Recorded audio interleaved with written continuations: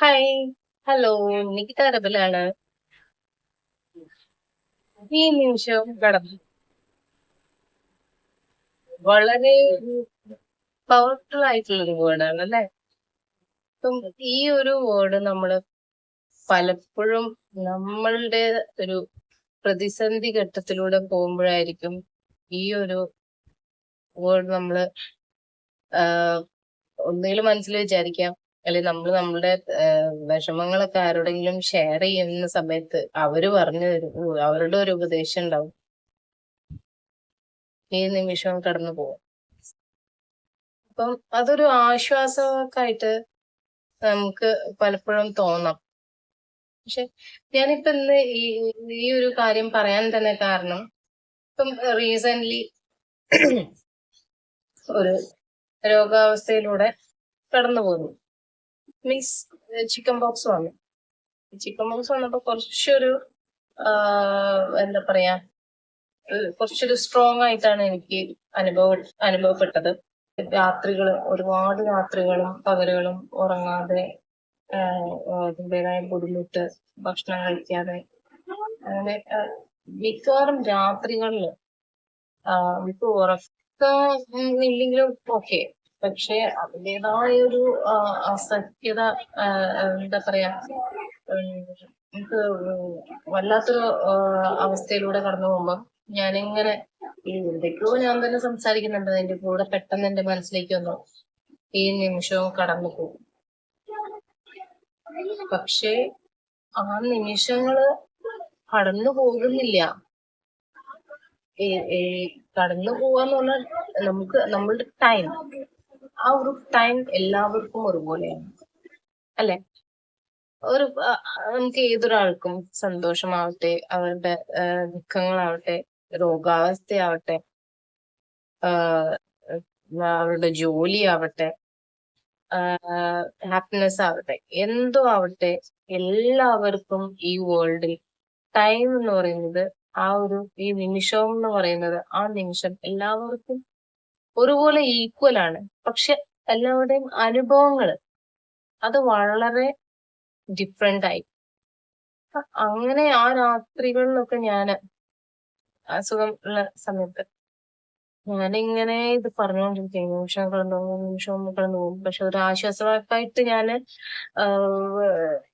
ഞാൻ തന്നെ മനസ്സിൽ വിചാരിക്കാൻ, പക്ഷെ കടന്നു പോകുന്നില്ല. നിമിഷങ്ങള്, മണിക്കൂറുകള്, ദിവസങ്ങള്, അങ്ങനെ ഒരു 15 ഡേയ്സ് കഴിഞ്ഞപ്പോഴേക്കും അസുഖം മാറി. അതായത് ആ അസുഖത്തിന്റെ ആ ഒരു അവസ്ഥ മാറി. അതായത് ആ ഒരു നിമിഷം എന്ന് പറയുന്നത്, ആ നിമിഷത്തിന്റെ അന്ത്യം വന്നത് ഒരു 15 ഡേയ്സിന് ശേഷം. അപ്പൊ നമ്മൾ വിചാരിക്കും, അപ്പൊ ഇനി നമുക്ക് നല്ലൊരു നിമിഷം വരും.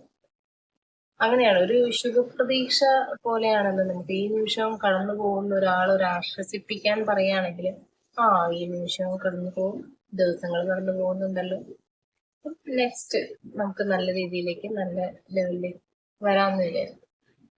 പക്ഷേ പലപ്പോഴായിട്ടും സംഭവിക്കുന്നത്, ഈ പറയുന്ന മണിക്കൂറുകള്, ദിവസങ്ങള്, ആഴ്ചകള്, മാസങ്ങള്, വർഷങ്ങള്. പക്ഷെ അനുഭവങ്ങള് ഇതുപോലെ നിമിഷങ്ങൾ മാറുന്നതിനനുസരിച്ച് അനുഭവങ്ങളും മാറിക്കൊണ്ടേയിരിക്കുന്നുണ്ട്. പക്ഷെ ഈ അനുഭവങ്ങൾ എപ്പോഴും ഒരാൾക്ക് ഒരു പ്രതിസന്ധി അല്ലെങ്കിൽ ഒരു ദുഃഖമാവട്ടെ, ഇത് മാത്രമാണ് ഈ ഓരോ നിമിഷങ്ങളും സമ്മാനിക്കുന്നതെങ്കിലും, ഈ നിമിഷം കടന്നു പോകുന്നുള്ള ആ ഒരു വേർഡ് എങ്ങനെയാ നമ്മള് ഒരു ആശ്വാസവാക്കായിട്ട് എടുക്കാന്ന് പലപ്പോഴായിട്ട് ഞാൻ ചിന്തിക്കാറുണ്ട്. നിങ്ങളും ഒന്ന് കമന്റിൽ പറയണം, നിങ്ങളുടെ എക്സ്പീരിയൻസ് എങ്ങനെയാണ്. ഈ നിമിഷം കടന്നു പോയിട്ട് നമുക്ക് നല്ലൊരു നിമിഷത്തിലേക്ക് വരൂ, നല്ല നിമിഷത്തിൽ നിന്ന് വീണ്ടും നമുക്ക് ദുരനുഭവത്തിലേക്ക് വരൂ. എങ്ങനെയാണ് നിങ്ങളുടെ എക്സ്പീരിയൻസ് ഒന്ന് കമന്റിൽ ഷെയർ ചെയ്യണം. എന്നെ സംബന്ധിച്ചിടത്തോളം റീസെന്റ് മോസ്റ്റ് റീസെന്റ്, അതായത് അസുഖം മാത്രമല്ല, അസുഖം ഒരു കാര്യം. ഇപ്പം ഞങ്ങള് ഒരു എന്റേതായ ഒരു ചെറിയൊരു എക്സ്പീരിയൻസ് ഞാൻ ഷെയർ ചെയ്യണം. ഞങ്ങള് പ്രീവിയസ്ലി ജാർഖണ്ഡിലായിരുന്നു. ജാർഖണ്ഡില് നമ്മള് ഒരു 8-9 മാസം അവിടെ സ്റ്റേ ചെയ്തു. ഹസ്ബൻഡിന് അവിടെയായിരുന്നു വർക്ക്. അപ്പം അൺഫോർച്ചുനേറ്റ്ലി അമ്മേനെ ഞങ്ങൾ കൊണ്ടുപോയിട്ടുണ്ടായിരുന്നു. അപ്പൊ അവിടെ തണുപ്പൊക്കെ സ്റ്റാർട്ട് ചെയ്യുന്ന സമയമായതുകൊണ്ട് നമുക്ക് തണുപ്പ് സഹിക്കാൻ പറ്റില്ല എന്ന് പറഞ്ഞു. നാട്ടിലേക്ക് തിരിച്ചു പോന്നേ പറ്റുള്ളൂ.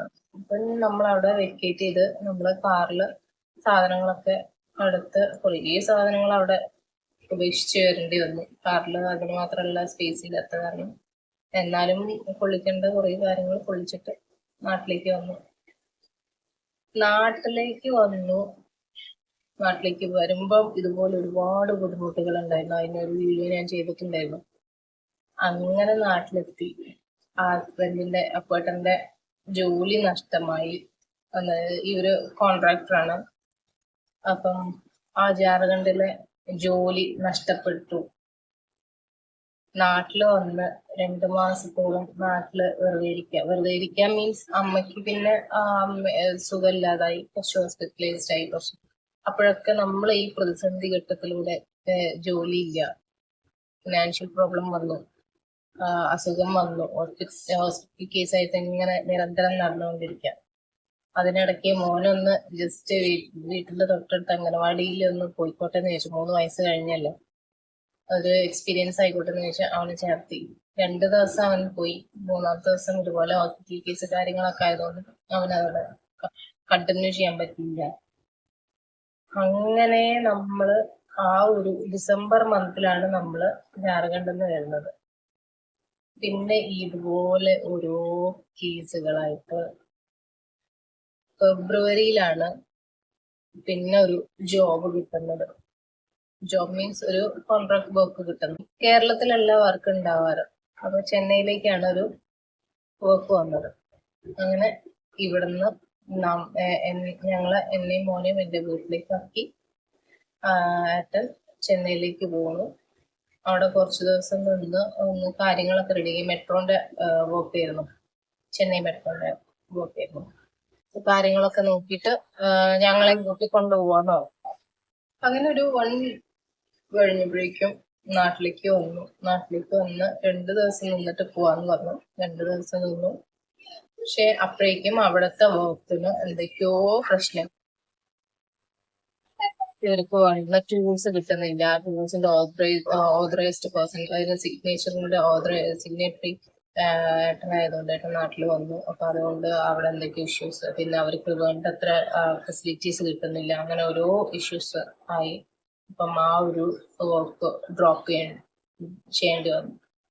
അതിന്റെ ഇടയ്ക്ക് പോവാൻ വിചാരിച്ച ദിവസത്തില് പോവാൻ വേണ്ടി നോക്കുന്ന സമയത്ത് അമ്മയ്ക്ക് ഇതുപോലെ ചുമയും കാര്യങ്ങളൊക്കെ വന്നു. ഹോസ്പിറ്റലിൽ സോഡിയം ലെവല് ലോ ആയി എന്ന് പറഞ്ഞു. അങ്ങനെ അതൊക്കെ റെഡിയാക്കി. അതൊക്കെ കഴിഞ്ഞിട്ട് തിരിച്ച് ചെന്നൈയിലേക്ക് പോയി, ഈ സൈറ്റിലേക്ക് പോയി.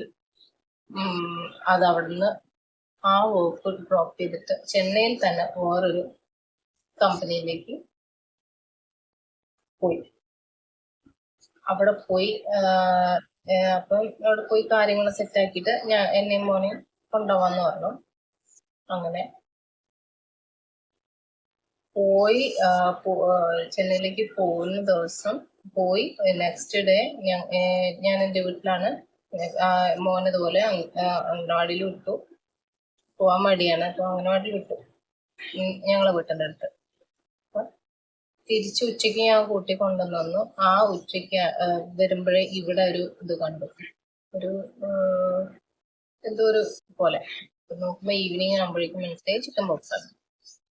ഒരു 15 ഡേയ്സോളം ഏട്ടന് വരാൻ പറ്റില്ല. ഏട്ടനാണെങ്കില് മോനെ കാണണം, മോനെ ഏട്ടനെ കാണണം, ഞങ്ങളെ കൊണ്ടുപോകണം എന്നൊക്കെ വിചാരിച്ചാലും കാര്യങ്ങളൊന്നും നടന്നില്ല.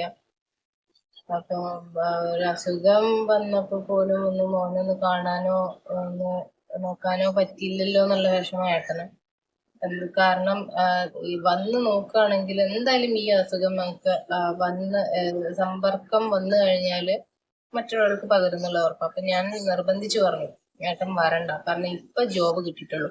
ഡിസംബറിൽ വന്നിട്ട് ഫെബ്രുവരി ലാസ്റ്റിലേക്കാണ് നമുക്ക് ജോബ് റെഡി ആവുന്നത്, അപ്പൊ വർക്ക് റെഡി ആവുന്നത്. ഞാൻ പറഞ്ഞു വേണ്ട, വരണ്ട, ഒക്കെ കഴിഞ്ഞ് മാറിയിട്ട് വന്നാൽ മതി എന്ന് പറഞ്ഞു. അങ്ങനെ വരാൻ 18 days ആയപ്പം മോനൊക്കെ മാറി, പിന്നെ വേറെ ആർക്കും അസുഖമൊന്നും വന്നില്ല. ഏട്ടൻ പറഞ്ഞു ഞാൻ നാളെ വരാം. ഞാൻ അന്ന് രാത്രി പറഞ്ഞു, സാറ്റർഡേ ആണ്, സാറ്റർഡേ രാത്രി പറഞ്ഞു ഞാൻ ഇന്ന് രാത്രി തന്നെ പുറപ്പെടുകയാണ്, നാളെ സൺഡേ ഉച്ചയ്ക്കാകുമ്പോൾ ഞാൻ നാട്ടിലെത്തും, നമുക്ക് വീട്ടിൽ പോയിട്ട് 2 ദിവസം വീട്ടിൽ നിന്നിട്ട് തിരിച്ചു പോവാം. അത് പറഞ്ഞ് ഏട്ടൻ വണ്ടി കയറി. മോർണിംഗ് ഞാൻ എണീക്കുമ്പോഴേക്കും എനിക്ക് തീരെ വയ്യ, ഭയങ്കര ബോഡി പെയിന് വെള്ളമായി. ഞാൻ ബ്രഷ് ചെയ്യാൻ വേണ്ടി കഴുകി നോക്കുന്ന സമയത്ത് ഇവിടെ ഇങ്ങനെ ഒരു നോക്കുമ്പോൾ എനിക്ക് സുഖം. ഏട്ടൻ നാട്ടില് വരികയാണ്. അപ്പൊ എനിക്ക് തിരിച്ച് ഞാൻ വിളിച്ചു പറഞ്ഞു എനിക്ക് അസുഖം ഉണ്ട്, ഇനി ഇങ്ങോട്ട് വരണ്ട. പക്ഷെ ട്രെയിനിലുള്ള ആള് ഇനി ഏതെങ്കിലും സ്റ്റോപ്പിൽ ഇറങ്ങി തിരിച്ചു പോവാന്ന് പറയുമ്പോ അതൊരു ബുദ്ധിമുട്ടല്ലേ. അങ്ങനെ നാട്ടിലേക്ക് വന്ന് വീട്ടില് അമ്മേന്റെ അടുത്ത് അവിടെ നിന്ന് അമ്മയ്ക്കുള്ള മെഡിസിൻസ് ഒക്കെ വാങ്ങിക്കൊടുത്തു. നേരെ ഇവിടെ വരുമ്പോ എനിക്ക് വേണ്ടുന്ന ഫ്രൂട്ട്സ് കാര്യങ്ങളൊക്കെ ആയിട്ടാണ് വന്നിട്ടുണ്ടായിരുന്നത്. പക്ഷെ വീട്ടിലേക്ക് കേറിയിട്ടില്ല. എന്തെങ്കിലും ഇനി അസുഖം വന്നു കഴിഞ്ഞാൽ പിന്നെ ഈ വന്ന വർക്കും കൂടി ഡ്രോപ്പ് ആയി. അങ്ങനെ നാട്ടില് വന്നിട്ടൊന്ന് കാണാൻ പോലും പറ്റിയില്ല, ഒന്ന് കൂടെ നിൽക്കാൻ പറ്റില്ല, ഒന്ന് ആശ്വസിപ്പിക്കാൻ പറ്റില്ല. അല്ലാത്തൊരു സിറ്റുവേഷൻ. മോനെ കാണാതെ കളിക്കാൻ ഒന്നും പറ്റില്ല. അത് കഴിഞ്ഞ് ഒരു 3 days ഇവിടെ സ്റ്റേ ചെയ്തു. ഇവിടെ അല്ല, ഏട്ടന്റെ വീട്ടില് 3 days നിന്ന് ഒരു ഒഫീഷ്യൽ മീറ്റിംഗ് ഉണ്ടായിരുന്നു. ഒഫീഷ്യൽ മീറ്റിംഗ് ഒക്കെ അറ്റൻഡ് ചെയ്ത് തിരിച്ചു പോവാണ്. പോകുമ്പോ പോലും ഒരു നോക്ക് കാണാൻ പറ്റിയില്ല. അതിന്റെ ഇടയ്ക്ക് 2 പ്രാവശ്യം 2-3 പ്രാവശ്യം ഇവിടെ വന്ന് ആവശ്യമുള്ള സാധനങ്ങള് ഇവിടെ ഗേറ്റിന്റെ അടുത്ത് വെച്ച് പോവാണ്ടായിരുന്നു. ഇതൊക്കെ എന്ന് പറയുമ്പോൾ നമുക്കത് എല്ലാവർക്കും അല്ല, എന്നെ പോലുള്ള ആൾക്കാർക്ക് ഒന്ന് എന്താ പറയാ സഹിക്കാൻ പറ്റാത്തതായി. അത് കഴിഞ്ഞ് എനിക്ക് ആ അസുഖം വന്നിട്ടൊരു 12 ദിവസത്തോളം ഞാൻ 10th day ആണ് ഞാൻ ഫോണൊക്കെ നോക്കുന്നതും ഒരു വീഡിയോ ചെയ്യുന്നതും 10 ദിവസം കഴിഞ്ഞിട്ട് ഒക്കെയാണ്. അപ്പം ഓൾമോസ്റ്റ് ഒരു 15 days ഒക്കെ ആയിട്ട് ഇന്നും ഇന്നലെയൊക്കെ ആയിട്ടാണ് കുറച്ചൊന്ന് ഞാൻ നോർമൽ ആയി എന്ന് പറയാൻ തുടങ്ങിയത്. അപ്പം ഞങ്ങൾ വീണ്ടും സംസാരിച്ച് ഇപ്പൊ എനിക്ക് നോർമലാണ്, എനിക്ക് എന്റെ ട്രീറ്റ്മെന്റ് ഉണ്ട് വേറെ, അപ്പൊ ആ ട്രീറ്റ്മെന്റ് സ്റ്റാർട്ട് ചെയ്യണം, അവിടെ ഡോക്ടറെ അടുത്ത് പോകണം, ഹോസ്പിറ്റലിൽ പോകണം, ഏട്ടൻ വരാം, നെക്സ്റ്റ് ഈ സൺഡേ കമ്മിങ് സൺഡേ വരാം എന്നുള്ള രീതിയിൽ വിചാരിച്ചു. അൺഫോർച്ചുനേറ്റ്ലി അമ്മക്ക് ഇപ്പൊ അസുഖം. ഞാൻ വീണ്ടും തിരിച്ചു വിളിച്ചു പറഞ്ഞു വരണ്ട, ഇതും കൂടി കഴിയട്ടെ. വരണ്ട പറയുന്ന മീൻസ് ഞാൻ ഓൾറെഡി പറഞ്ഞല്ലോ, ഒന്ന് നമ്മള് ഇടപെട്ട് കഴിഞ്ഞാല് എന്തായാലും ഇത് വരും. ഒരു 10-12 ദിവസം അങ്ങനെ പോയി കിട്ടും. അതിൽ തന്നെ നമ്മള് ഈ ഒരു ഇപ്പൊ കിട്ടിയൊരു കോൺട്രാക്ട് ബേസ് വർക്ക് ആവട്ടെ എല്ലാം ഇല്ലാതാവും. അപ്പൊ almost already 1 month is over. ഇനിയും ഒരു 10 to 20 days പിടിക്കും കാണാനോ കൂടെ നിൽക്കാനോ വരാനോ ഒക്കെ പറ്റാം. ഇനി അപ്പോഴേക്കും വേറെ എന്തെങ്കിലും പ്രതിസന്ധി ഘട്ടങ്ങൾ മുന്നിൽ വരുമോ എന്നുള്ളത് അറിയില്ല. അപ്പൊ ഇപ്പൊ കറന്റ്ലി ചെന്നൈയിലാണ് അപ്പുള്ളത്. ഇപ്പൊ ചെന്നൈയിലേക്ക് പോവാന്നുള്ള രീതിയിലായിരുന്നു. ഇനിയിപ്പൊ അവിടുത്തെ വർക്ക് കംപ്ലീറ്റ് ആയി ചെന്നൈയിലോട്ട് വരുമോ, ഞങ്ങൾക്ക് അങ്ങോട്ട് പോകാൻ സാധിക്കുമോ ഒന്നും അറിയില്ല. എന്തായാലും ഇപ്പം റീസെന്റ് നമ്മളിപ്പോ ഇവിടെ ഡിസംബറിൽ വന്ന മുതൽ കേരളത്തിൽ എന്തെങ്കിലും വർക്കിന് ഓപ്ഷൻ നോക്കിയിരുന്നു, പക്ഷെ അതൊന്നും കിട്ടിയിട്ടില്ല. പല സ്ഥലങ്ങളിലായിട്ടാണ്. അപ്പം ഈവൻ നിങ്ങളുടെ മാരേജ് കഴിഞ്ഞിട്ടാവട്ടെ ഒരു തിരുവല്ലയിലായിരുന്നു വർക്ക്, അത് കേരളത്തിലായിരുന്നു. പക്ഷെ അത് അൺഫോർച്ചുനേറ്റ്ലി അത് ഡ്രോപ്പ് ചെയ്യേണ്ടി വന്നു. വലിയൊരു വർക്ക് ആയിരുന്നു. അപ്പൊ അത് ഇപ്പോഴും വർക്ക് നടക്കുന്നില്ല, അത് അവിടെ പെൻഡിങ് ആയി നിൽക്കുന്നുണ്ട്. അതിനുശേഷം നമ്മള് ബെല്ലാരി, കർണാടക ബെല്ലാരി, ദെൻ ഹൈദരാബാദ്, പിന്നെ ബാംഗ്ലൂര്, ബെല്ലാരി 2 പ്രാവശ്യം പോയിട്ടുണ്ടായിരുന്നു. ദെൻ ലാസ്റ്റ് ജാർഖണ്ഡിലാണ് കുറച്ച് കൂടുതൽ ടൈം നമ്മള് ഒരു 8-9 മാസങ്ങള് നിന്നിട്ടുള്ളത്. അപ്പം ഇനിയത്തെ പ്രതിസന്ധി എന്ന് പറഞ്ഞാൽ ഇതാണ്, മോനെ ഇപ്പൊ എവിടെയെങ്കിലും സ്കൂളില് പറഞ്ഞയക്കാൻ കഴിയണം. സ്കൂളില് PKG വിടണമെങ്കിൽ നമുക്ക് എവിടെയെങ്കിലും ഒന്ന് സെറ്റിൽ ആവണം. ഞാൻ നിൽക്കുന്നത് എന്റെ വീട്ടിലാണ്. എല്ലാ കാലവും എനിക്ക് എന്റെ വീട്ടിൽ നിൽക്കാൻ പറ്റും. പറഞ്ഞ പോലെ ഈ നിമിഷം കടന്നു പോകുമെന്ന് പറഞ്ഞാൽ ഞാൻ 10 ഇയേഴ്സോളം ആഫ്റ്റർ മൈ സ്റ്റഡീസ് ഞാൻ വെറുതെ വീട്ടിലിരുന്നിട്ടില്ല. കണ്ടിന്യൂസ്ലി റെഗുലർ ആയിട്ട് നമ്മൾ MBA വരെ പോയി. +2 ഡിഗ്രി MBA കംപ്ലീറ്റ് ചെയ്തു. ദെൻ ജോബിന് കയറി. 10 വർഷത്തോളം ഞാൻ ജോബിന് പോയി. കല്യാണം അടുപ്പിച്ച് ഒരു മാസം മുന്നേ റിസൈൻ ചെയ്ത് ആഫ്റ്റർ മാരേജ് നമുക്ക് ജോലി നോക്കാന്നുള്ള രീതിയിലായിരുന്നു. പക്ഷെ അവിടെയും കുറെ പ്രതിസന്ധികൾ വന്നു. ഇന്ന് വരെ ഒരു ജോലിക്ക് പോകാൻ പറ്റിയിട്ടില്ല. അതിന് ഒരുപാട് ഇഷ്യൂസ് ഉണ്ട്. അപ്പം എന്നെ സംബന്ധിച്ചിടത്തോളം ഈ നിമിഷം കടന്നു പോകുമെന്ന് പറയുന്നത് ആ ഒരു ദിവസങ്ങള്, ആഴ്ചകള്, മാസങ്ങള്, വർഷങ്ങളായി ഇപ്പം ഞാൻ ഓരോ പ്രതിസന്ധി ഘട്ടങ്ങളിലൂടെ ഈ നിമിഷം കടന്നു പോകും എന്നുള്ള രീതിയിൽ കടന്നു പോകുന്നുണ്ട്. പക്ഷെ നല്ലൊരു നിമിഷത്തിലേക്ക് എത്തിച്ചേരാതെ നിൽക്കുകയാണ്. നല്ലൊരു നിമിഷത്തിലേക്ക് ഈ നിമിഷങ്ങൾ കടന്നു പോകുന്നത് നല്ലൊരു നിമിഷത്തിലേക്ക് എത്തുന്നുള്ള പ്രതീക്ഷിക്കാം, അല്ലെ? വളരെ അർത്ഥവത്തായിട്ടുള്ള, വളരെ അത്രയും പവർഫുൾ ആണ് ഈ ഒരു വാക്ക്, അല്ലെ? അത്രയും പവർഫുൾ ആയിട്ടുള്ള ഈ ഒരു വാക്കിനെ വിശ്വസിച്ചുകൊണ്ട് നമുക്ക് ഇനി മുന്നോട്ട് ജീവിക്കാം. നിമിഷങ്ങൾ പോകുന്തോറും നല്ല നിമിഷങ്ങളായിട്ട് വരട്ടെ എന്നുള്ള പ്രതീക്ഷയോടുകൂടി ഇനിയും മുന്നോട്ട് പ്രതീക്ഷിക്കണോ വേണ്ടയോ എന്ന് നിങ്ങളും കൂടി കമന്റിൽ പറയാം. നെക്സ്റ്റ് വീഡിയോയിൽ കാണും വരെ ബൈ ഫ്രം നിക്ക.